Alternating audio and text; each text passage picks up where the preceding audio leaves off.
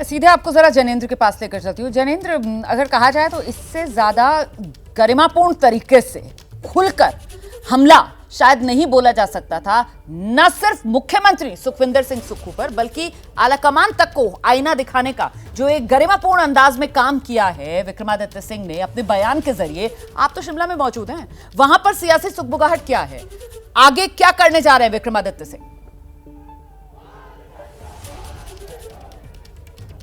देखिए, एक तो ये मुझे जानकारी मिली है कि विक्रमादित्य सिंह ने अपने इस्तीफे की जानकारी पहले दिल्ली में पार्टी लीडरशिप को दे दी है। विक्रमादित्य के नजदीकी सूत्र बताते हैं कि उन्होंने रात को प्रियंका गांधी से बात की थी और उन्होंने अपने फैसले के बारे में जानकारी दी थी और कहा था कि अब सुक्खू के साथ काम करना नामुमकिन है, और इसके बाद ही उन्होंने अपने इस्तीफे का ऐलान किया है। फिलहाल प्रतिभा सिंह कैंप यानी विक्रमादित्य कैंप जो है वो कोशिश कर रहा है कि सुक्खू की जगह उनके कैंप से कोई मुख्यमंत्री बन जाए, और सबसे आगे अगर हम रेस में कहें तो उप मुख्यमंत्री मुकेश अग्निहोत्री का नाम आप कह सकते हैं। विक्रमादित्य रेस में इसलिए नहीं है क्योंकि वो फर्स्ट टाइम जो है वो उनके पास ज्यादा अनुभव नहीं है, सीनियरिटी में वो थोड़े पीछे हैं। प्रतिभा सिंह खुद विधायक नहीं है, तो जाहिर सी बात है वीरभद्र परिवार से किसी का मुख्यमंत्री बनना इन हालातों में फिलहाल संभव नहीं लग रहा, इसीलिए ये चाहते हैं कि इनके कैंप से कोई मुख्यमंत्री बने।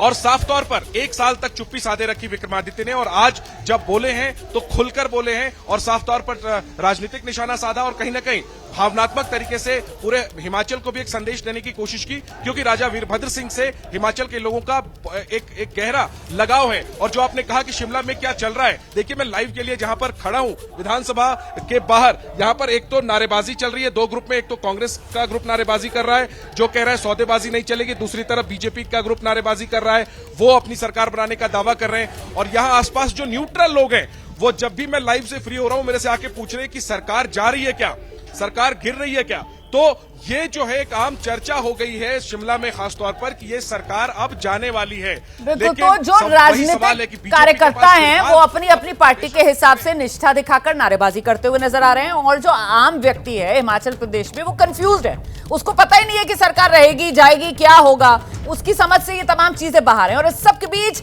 जो अभी अभी जनेंद्र जानकारी दे रहे थे कि सूत्र ये बता रहे हैं कि खुद विक्रमादित्य सिंह ने प्रियंका गांधी से बात कर ली है, विक्रमादित्य की प्रियंका से बात हुई है फोन पर, सूत्रीय बता रहे हैं कल ये बातचीत हो गई है, अपने कैंप से सीएम बनाने की पैरवी विक्रमादित्य की तरफ से की गई है फोन पर बात करके प्रियंका गांधी से।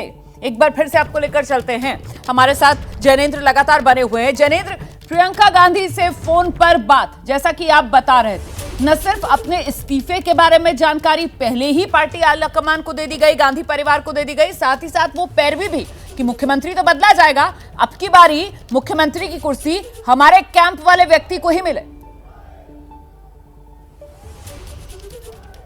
बिल्कुल, ये कोशिश 1 साल पहले भी हुई थी जब यहां पर सरकार बनी थी, और तभी ये कोशिश की गई थी, लेकिन तब सुक्खू के साथ विधायकों की ज्यादा संख्या थी, 20 से ज्यादा विधायकों ने सुक्खू को मुख्यमंत्री बनाने पर सहमति जताई थी, और इसके बाद ही सुखविंदर सुक्खू को मुख्यमंत्री बनाया गया था। हालांकि इसकी सबसे बड़ी वजह यह थी कि वो राहुल गांधी की पसंद थे, और इसके बाद से साल भर तक प्रतिभा सिंह तो रह रहकर बोलती रही, लेकिन विक्रमादित्य खामोश रहे। और चूंकि उनको लेकर के आपने जो सवाल पूछा, इसको अभी प्रियंका गांधी के नजदीकी सूत्रों से क्रॉस चेक करना बाकी है, लेकिन विक्रमादित्य के क्लोज सोर्स ये क्लेम कर रहे हैं कि उन्होंने इस्तीफे से पहले पार्टी लीडरशिप को दिल्ली में बता दिया था। प्रियंका गांधी विधानसभा चुनाव के समय में उन्होंने लंबा कैंप किया था शिमला में और खूब प्रचार किया था, तो ऐसे में उन्होंने और पार्टी में कई ऐसे नेता हैं जो कि प्रियंका गांधी को अपनी बात कन्वे करते हैं। बीते कल ही नवजोत सिंह सिद्धू गए, वो प्रियंका गांधी से मिले, तो प्रियंका गांधी को विक्रमादित्य ने अपनी तरफ से कन्वे किया, और एक तरीके से ये डिसिप्लिन भी आप उसे कह सकते हैं कि अपने इस्तीफे को लेकर के उन्होंने पहले पार्टी आलाकमान को जानकारी दे दी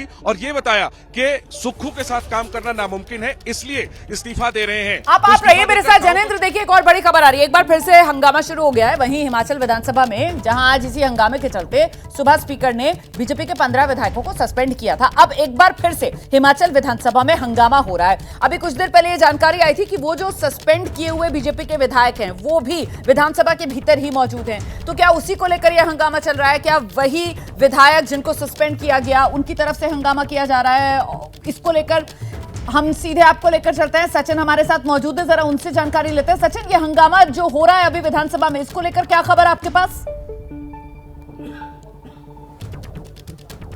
जी देखिए, हंगामा जो है बेसिकली क्योंकि बीजेपी के एमएलए अंदर हैं, सस्पेंड उनको किया गया था। एक तो ये इशू है, दूसरा है 6 विधायक जो हैं कांग्रेस के जो बागी थे वो अंदर पहुंचे हैं। तो इस बार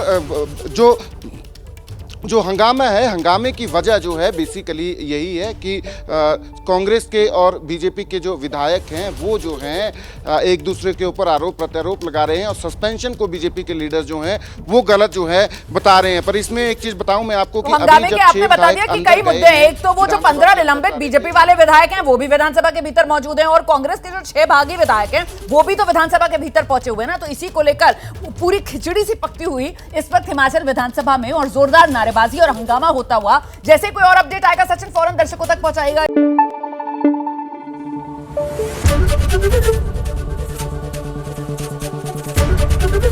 एबीपी न्यूज आपको रखे आगे।